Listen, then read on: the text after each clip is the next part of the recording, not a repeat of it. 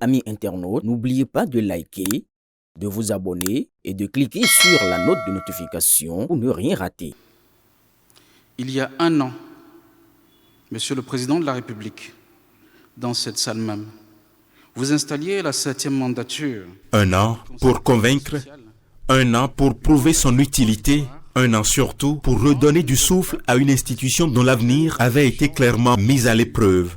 Au palais de la Marina, devant le chef de l'État, les membres du gouvernement et les présidents d'institutions, le président du Conseil économique et social vient présenter le rapport d'activité de cette première année d'exercice, après réforme.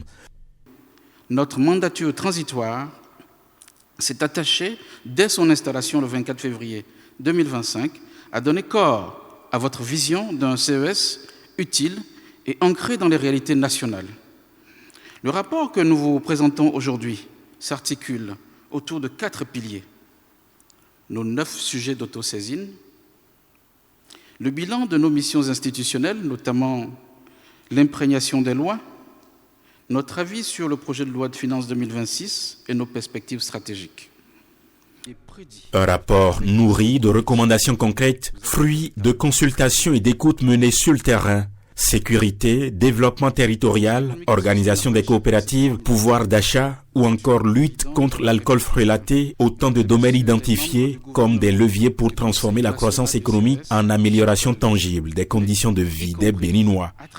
Notre institution s'est, elle aussi, révélée d'abord à nos populations à la base, grâce à son ancrage territorial, mais également à l'international où notre voix porte désormais plus haut et plus fort. Pour cela, Monsieur le Président de la République, nous vous disons infiniment merci.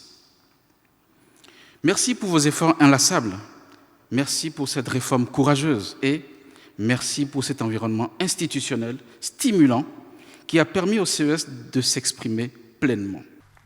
Au-delà du rapport lui-même, la rencontre symbolise aussi la reconquête de la crédibilité d'une institution longtemps restée en retrait dans le débat public. Il y a un an, au moment de l'installation de cette nouvelle mandature, le chef de l'État avait lancé un avertissement sans détour. La continuité même de l'existence du CES dépendrait de la pertinence de son action.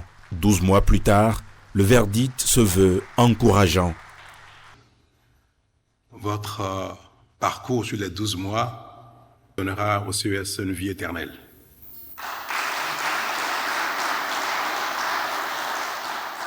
Une appréciation positive qui arrache à Conrad Baguidi un sourire difficile à contenir. Je prends acte du rapport qui vient de m'être remis. Je voudrais vous assurer de ce que vos recommandations seront mises en œuvre d'une manière ou d'une autre. Je suis heureux de chemin parcouru en si peu de temps, en 12 mois. Je vous ai vu actif sur le terrain. Je vous ai vu vous approprier de nouvelles missions du Conseil économique et social. Et j'ai pu apprécier à mon niveau l'engagement qui a été le vôtre au service donc de notre pays à travers votre mission. Mais je veux aussi espérer que ce n'est pas l'élan que provoque souvent l'euphorie d'une nouvelle dynamique et que cela ne va pas s'estomper dans le temps. Au contraire.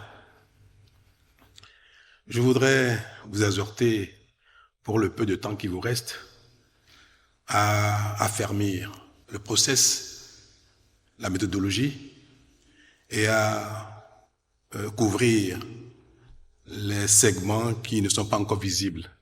Mes prières sont pour vous, pour chacun de vous, pour que ce que vous voulez d'entamer en si peu de temps, vous puissiez avoir l'occasion de le traduire dans un engagement plus long au service de notre pays. Merci.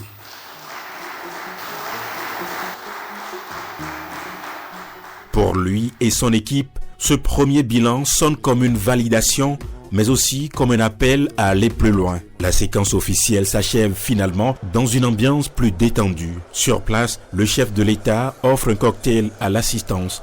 Une parenthèse conviviale qui marque pour le Conseil économique et social une étape de plus dans sa quête de légitimité.